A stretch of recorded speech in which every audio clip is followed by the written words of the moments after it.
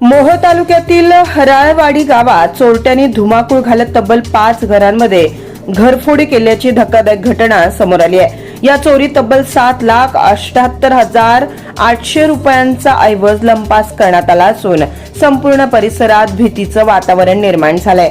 मिळालेल्या माहितीनुसार 26 मे रोजी रात्री गावातील नागरिक झोपेत असताना अज्ञात चोरट्यांनी घरफोड्या केल्या। सकाळी घरातील कपाटे उघडी आणि सामान अस्ताव्यस्त पडलेलं दिसता चोरीचा प्रकार उघडकीस आला। या प्रकरणात रेवणसिद्ध दामोदर शेलके यांनी कामती पोलीस ठाण्यात फिर्याद दाखल केली आहे।